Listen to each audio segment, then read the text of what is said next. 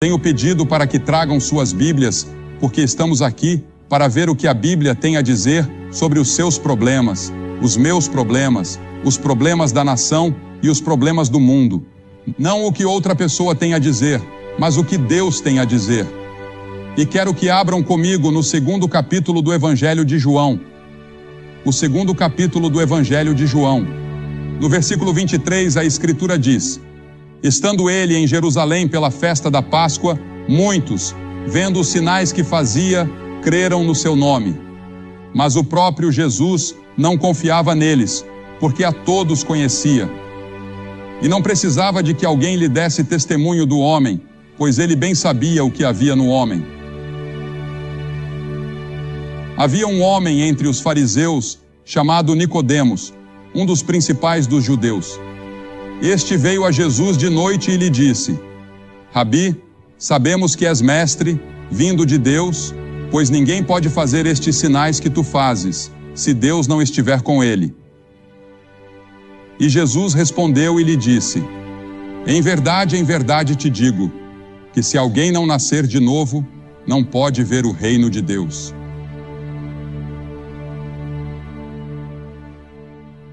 Eu me lembro do primeiro dia em que fui à escola.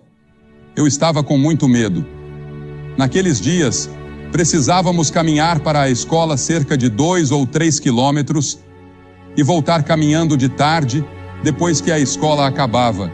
E minha mãe tinha preparado um pequeno lanche para eu comer na hora do recreio. Ninguém me disse que haveria 2 intervalos. Então tivemos um intervalo, por volta das 10 ou 10h30, para sairmos e nos alongarmos um pouco. E então, eu comi meu lanche muito rapidamente naquele momento. Bem, quando o horário do almoço chegou, às 12h30, eu não tinha mais nada para comer. Nunca esquecerei esse dia enquanto viver. Em outra ocasião, eu entrei no ônibus pelo lado errado, ou de alguma forma me confundi.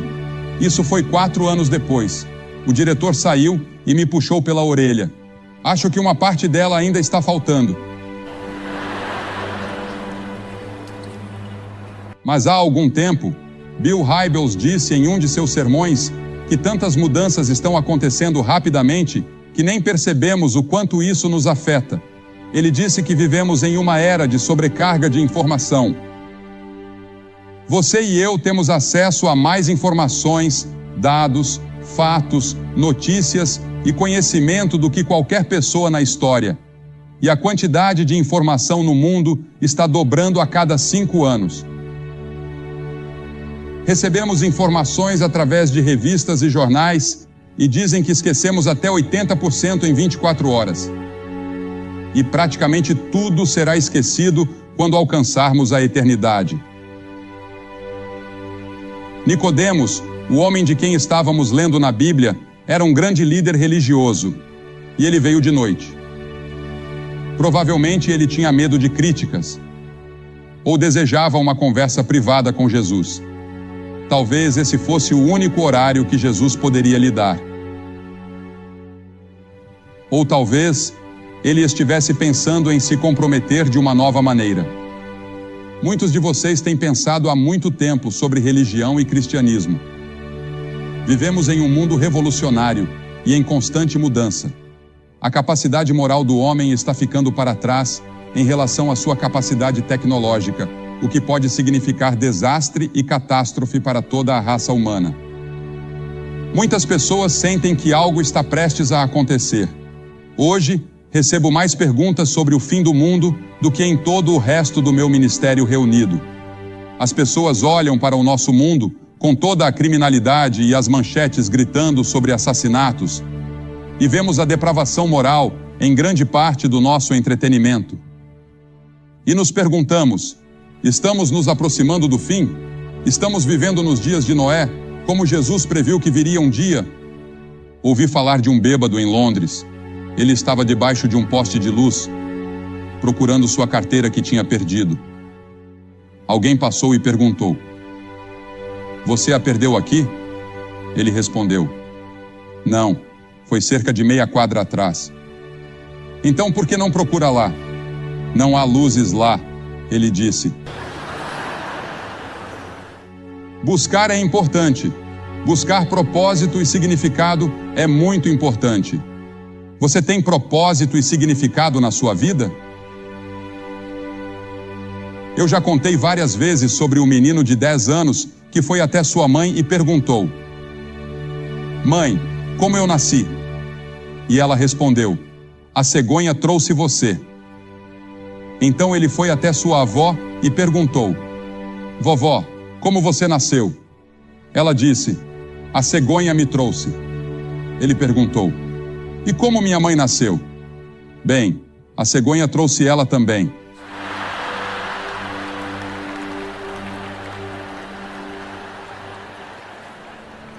E ele precisava escrever uma redação para a escola sobre o nascimento. Ele escreveu em seu trabalho: "Não houve um nascimento natural em nossa família em 3 gerações." Nicodemos ficou surpreso e chocado quando Jesus se voltou para ele e disse: "Nicodemos, você precisa nascer de novo." Se Cristo tivesse dito isso a Zaqueu, que estava roubando o povo de seu dinheiro, isso seria fácil de entender. Ou a mulher no poço, que já teve 5 maridos. Todos poderiam entender. O ladrão na cruz, culpado de roubo e violência, que implorou a Jesus dizendo: "Senhor, lembra-te de mim quando vieres no teu reino." Ou a mulher pega em adultério, mas dizer isso a um líder religioso como Nicodemos surpreendeu a todos. Veja, Nicodemos era um líder, ele era rico, ele era religioso. E mesmo assim, estava buscando a realidade, e é por isso que estava ali. Ele queria um preenchimento para a sua vida, algo que ele não havia encontrado em toda a sua religião. Deixe-me contar o quão religioso Nicodemos era. E vamos ver como você se compara. Ele jejuava 2 dias por semana. Passava 2 horas todos os dias em oração. Dava o dízimo de toda a sua renda. Era professor de teologia. Dedicava-se intensamente à sua religião.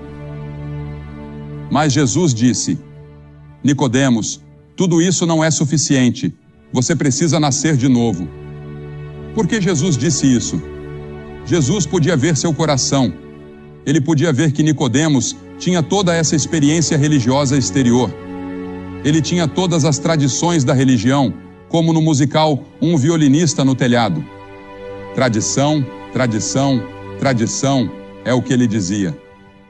E temos tradições em nossa igreja e em todas as igrejas.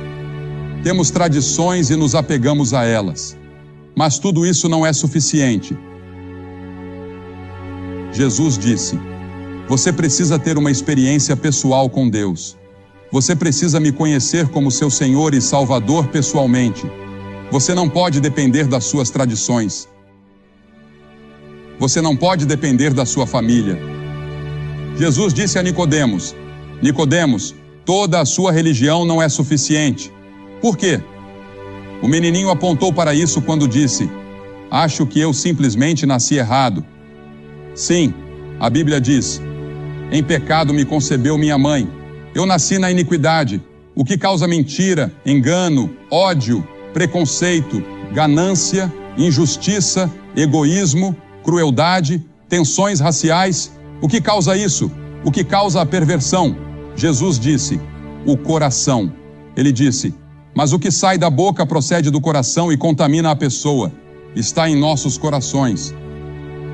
Nascemos com essa tendência para o pecado. E conforme envelhecemos, fazemos escolhas para pecar. Então nos tornamos pecadores por escolha. E depois nos tornamos pecadores por prática. Praticamos esse pecado. É uma doença pior que o câncer, pior que a AIDS. E o mundo inteiro está infectado. Você pode viver até os 70, 80, 90 ou 100 anos de idade. Mas seu espírito, sua alma, essa parte de você que viverá para sempre, seja no céu ou no inferno, essa parte está morta. Morta para Deus. E é pecaminosa. E é por isso que você precisa de perdão. É por isso que você precisa que Deus venha e o justifique. Você sabia que nesta noite, antes de sair daqui, você pode ser justificado diante de Deus como se nunca tivesse cometido um pecado? É disso que se trata a cruz. É disso que se trata a ressurreição. É disso que se trata o sangue de Cristo. Jesus veio para se entregar a você porque Ele o ama. E quando Ele morreu naquela cruz, Deus colocou todos os nossos pecados sobre Ele. Ele se tornou culpado de assassinato, de mentira, de adultério, de ganância. Todos os pecados que você e eu temos foram colocados sobre Ele. Ele fez isso voluntariamente porque Ele ama você. Deus ama você. Há muitas palavras usadas no Novo Testamento para pecado. Não vou tentar usá-las todas. Uma delas é desviar-se de um caminho reto. Todos nós, como ovelhas, nos desviamos. Isaías disse: todos nós nos desviamos, cada um para o seu próprio caminho.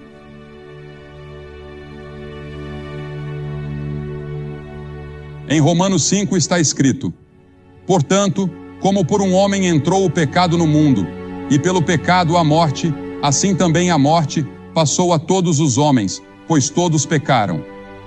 Portanto, uma mudança radical deve ocorrer antes de você poder entrar no céu, antes de ser aceito por Deus. E essa mudança pode acontecer hoje à noite. Para encontrar verdadeira realização, até mesmo nesta vida, essa mudança precisa ocorrer para ser aceitável a Deus. Essa mudança deve ocorrer. Agora, o que é esse novo nascimento? Quando Jesus disse: você precisa nascer de novo? Nicodemos fez essa pergunta. Ele disse: como pode um homem nascer de novo sendo velho? Pode ele entrar no ventre de sua mãe e nascer de novo? Ele queria entender. Jesus indicou, e a Bíblia indica, que nunca entenderemos todas essas coisas. Nunca entenderemos todos os mistérios de Deus. Vemos pela fé. Nicodemos só conseguia ver o físico e o material, enquanto Jesus falava do espiritual. Quando Jesus disse: você precisa nascer de novo, Ele não quis dizer que você vai herdar isso. Você não herda a salvação de seu pai ou de sua mãe. A Escritura diz em João 1:12: os quais não nasceram do sangue, nem da vontade da carne, nem da vontade do homem, mas de Deus. Eu poderia nascer em uma garagem, mas isso não me faz um automóvel. Você pode nascer em um lar cristão, mas isso não faz de você um cristão. Tem que haver um momento na sua vida em que você toma sua própria decisão e faz sua própria escolha.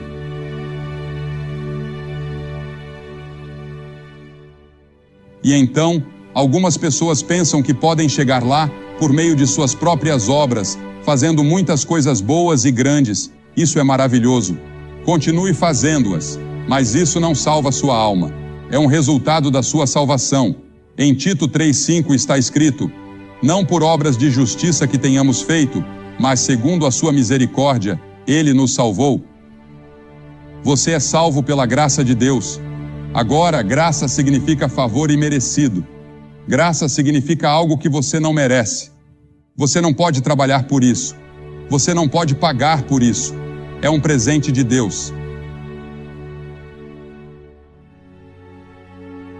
Você já recebeu esse presente? Você recebe esse presente pela fé e ele vem ao seu coração e transforma você. E você nasce de novo. Veja, o homem pecou em um ambiente perfeito. Nós tínhamos tudo. Adão e Eva tinham tudo. Eles nem precisavam de forças policiais, nem precisavam de governo, não precisavam de nada porque tinham tudo. Mas se rebelaram contra Deus. Pecaram contra Deus, e isso foi passado de geração em geração, até chegar a você e a mim, até que todos nós somos pecadores. Nascer de novo significa ser nascido na família de Deus. Em Ezequiel está escrito: também vos darei um novo coração e porei dentro de vós um novo espírito. Em Romanos, Paulo fala sobre isso como estar vivo dentre os mortos. Em 2 Coríntios, ele chama isso de ser uma nova criação. As coisas velhas passaram, eis que tudo se fez novo. Isso já aconteceu com você? Pedro disse que nos tornamos participantes da natureza divina. Que maravilhoso é se tornar participante da própria natureza de Deus. João chama isso de passar da morte para a vida. Você não está mais caminhando para a morte, destruição, inferno e julgamento. Você está caminhando para uma nova vida, uma vida eterna com Deus no céu. E você pode recebê-la hoje à noite. Bem, como esse novo nascimento acontece? Há um mistério nisso. A Bíblia diz, Jesus disse, o vento sopra onde quer. Eu não consigo ver o vento. Posso senti-lo. Posso ver os efeitos do vento. Mas não consigo ver o vento. O vento sopra onde quer. E há também uma analogia com o nascimento natural. Há a concepção, apenas alguns segundos quando o espermatozoide e o óvulo se unem.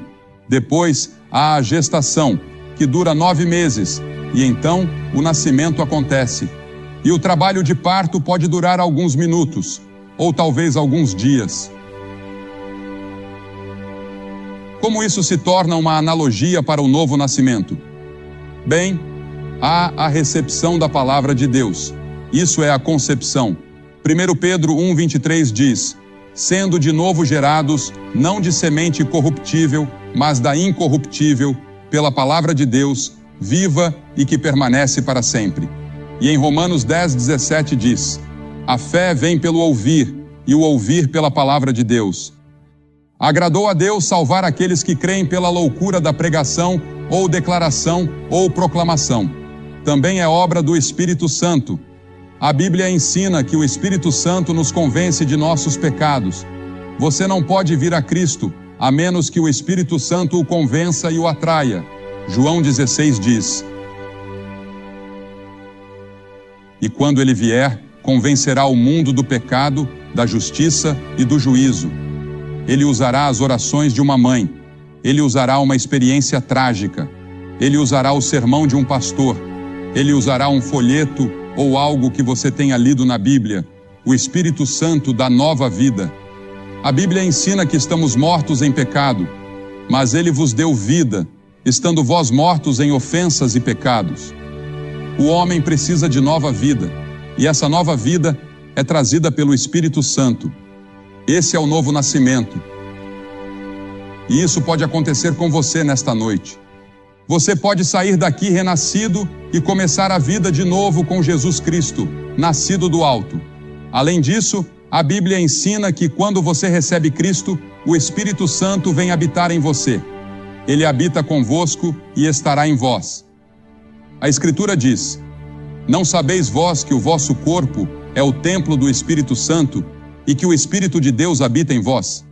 Ele lhe dá um novo poder, pois recebereis poder ao descer sobre vós o Espírito Santo. Esse poder pode vir de Deus a partir de hoje, começando nesta noite. Li sobre uma mulher que tentou fazer o teste de motorista pela 38ª vez e falhou na Inglaterra. Talvez você tenha tentado quase tantas vezes na religião, mas ainda não encontrou. Você ainda está procurando, ainda está se perguntando, ainda está incerto sobre o futuro, não tem certeza absoluta. Você foi batizado e confirmado, talvez. E você esteve na igreja. Ou talvez seja um líder na igreja. Mas algo está faltando. Ainda há um vazio aí. Ainda há uma busca aí. Ainda há uma incerteza aí. Estou pedindo a você nesta noite que entregue o controle ao Espírito Santo para guiar e dirigir sua vida. Você pode fazer isso hoje à noite.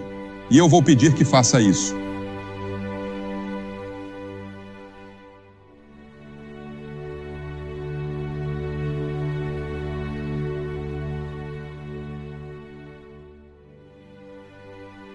Você pode perguntar, bem, o que eu preciso fazer? Há 3 coisas importantes que você deve fazer. Primeiro, você deve se arrepender do pecado. Arrependimento significa que você muda seu modo de viver e muda sua forma de pensar. Esteja disposto a permitir que uma mudança aconteça em sua vida. A segunda coisa é pela fé. A fé e o arrependimento andam juntos. Não há uma separação aí. Eles andam juntos. Você se arrepende e crê. Creia em Cristo. Não creia em mais nada para a sua salvação, exceto no Senhor Jesus Cristo. e você o recebe em seu coração e diz: Senhor Jesus, entra, e Ele entrará. Então, a terceira coisa é obedecer a Ele. Diga: Senhor, eu sei que não posso viver a vida cristã, e Billy Graham não pode viver a vida cristã, e eu não posso. Se eu não tivesse a ajuda do Espírito Santo todos os dias, eu seria um fracasso total todos os dias. Quanto a viver a vida cristã, sou um fracasso grande parte do tempo. Mas é o Espírito Santo que vem e vive através de você e em você, e lhe dá um poder para resistir à tentação que você nunca teve antes, e lhe concede uma nova alegria e uma nova paz que você nunca soube que existia. Tudo isso pode ser seu nesta noite. Se você estiver disposto a dizer: Senhor, eu realmente me arrependo, eu realmente te recebo, eu abro meu coração para ti. Eu vou pedir que você faça o que já vimos centenas de pessoas fazerem. Vou pedir que você se levante do seu lugar, aqui na frente e aí atrás, bem no fundo, e venha e fique aqui na frente e diga, ao vir: eu realmente te recebo. Estou disposto a me arrepender dos meus pecados. Quero que haja uma mudança. Quero saber que fui salvo. Não tenho certeza de onde estou agora, mas quero saber. Levante-se e venha. Vamos esperar por você. E vou pedir que as pessoas estejam em oração por aqueles que estão tomando esses compromissos agora. E peço que ninguém saia. Este é o momento sagrado do serviço. Muito calmamente, deixem que as pessoas venham, aquelas para quem Deus está falando. E Deus falou com você, e você gostaria de entregar sua vida a Cristo nesta noite e ter certeza de seu relacionamento com Ele. Que Deus o ajude a tomar esse compromisso nesta noite.